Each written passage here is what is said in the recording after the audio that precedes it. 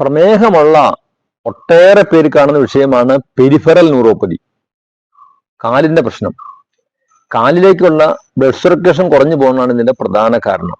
അത് പരിഹരിക്കാൻ നമുക്ക് വ്യായാമമില്ലാതെ സാധ്യമല്ല. കാല് ശ്വാസം എടുത്ത് മുമ്പോട്ട് കൊണ്ടുപോവുക, പുറകോട്ട് കൊണ്ടുപോവുക.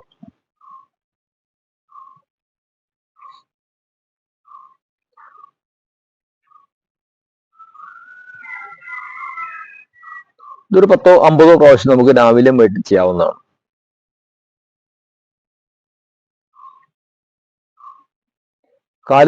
കാലിന്റെ വിരല് മടക്കുകയും നിർത്തുകയും ചെയ്യുക. കാല് അരയുടെ അകത്തി വയ്ക്കുക, രണ്ട് സൈഡിലേക്കും. ഇത് മുട്ടുവേദനയ്ക്ക് നല്ലതാണ്, കാലിന്റെ മരപ്പിന് നല്ലതാണ്.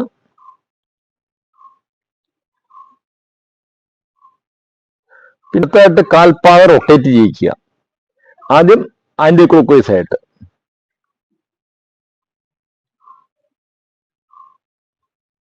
പിന്നെ ക്ലോക്ക് വൈസ് ആയിട്ട്.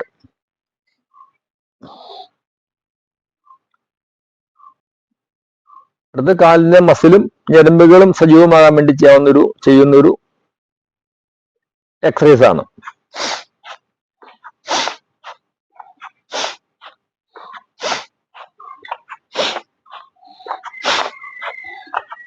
ഇവിടെ കയറി വരണം. ഇനി നമുക്ക് 10-30-40 പ്രാവശ്യം ചെയ്യാം. കാലിന്റെ വിരലൊക്കെ മരച്ചു പോയവരുണ്ട്, സ്വാഭാവികമായിട്ട് എന്റെ ചലനം നടക്കില്ലാത്ത അവസ്ഥ. അത്തരം ആളുകൾ ചെയ്യേണ്ട ചില ക്രിയകൾ കാണിച്ചു തരാം. കാലിനെ എടുത്തിട്ട് കാലിന്റെ വിരൽ കൊണ്ട് കാലിന്റെ വിരലിനെ ചലിപ്പിക്കുക, മുമ്പോട്ടും പുറകോട്ടും ആക്കുക, നിവർത്തുക. ക്ലോക്ക് വൈസും ആന്റി ക്ലോക്ക് വൈസും ആയിട്ട് ഓരോന്നിനും ചിറ്റിക്കുക. പിന്നെ കാൽപ്പത്തി തന്നെ ഇതുപോലെ ചെയ്യുക, രണ്ട് സൈഡിലേക്കും റൊട്ടേറ്റ് ചെയ്യിക്കുക. കാലിന്റെ വിരലിനെ പിറകോട്ട് പിടിക്കുക, മുമ്പോട്ട് പിടിക്കുക, പിറകോട്ട് പിടിക്കുക, മുമ്പോട്ട് പിടിക്കുക. പിറകോട്ട് പിടിച്ചിട്ട് പിന്നെ നടക്കുമ്പോൾ നമ്മളുടെ ഫ്രണ്ട് വശവും ബാക്കിലും നടു സ്പർശിക്കില്ല. അവിടെ എങ്ങനെ വിരൽ കൊണ്ട് തടവി ബ്ലഡ് സർക്കുലേഷൻ കൂട്ടുക. അതുപോലെ ഇവിടെ നിലത്തോട് ഇവിടെ തൊടില്ല, അവിടെ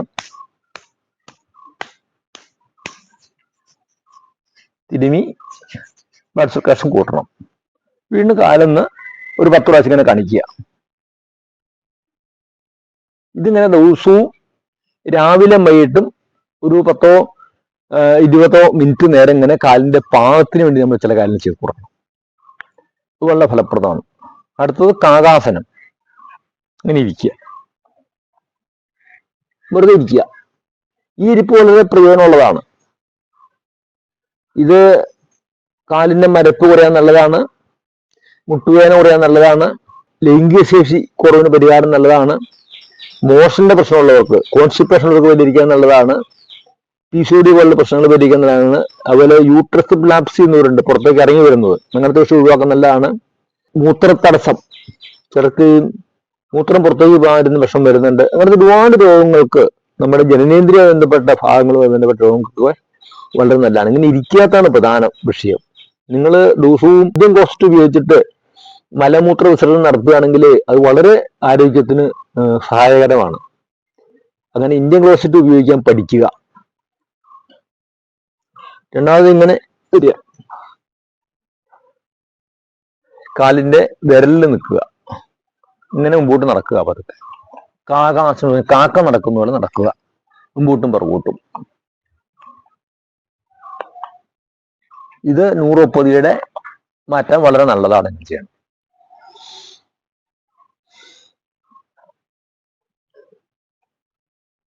അടുത്തത് ചതുഷ്പാദാസനം, പശു നടക്കുന്നുള്ള നടക്കുക.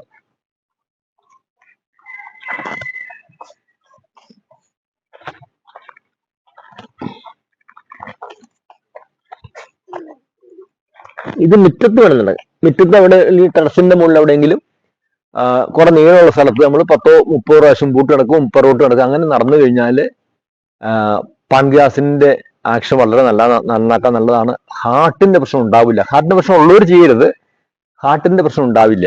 ഉറക്കക്കുറവ്, ഓർമ്മക്കുറവ് തുടങ്ങിയിട്ടുള്ള ബ്രെയിനുമായി ബന്ധപ്പെട്ടതുകൊണ്ട് കുറയാനും ചതുഷ്പാദാസനം വളരെയധികം ഫലപ്രദമാണ്.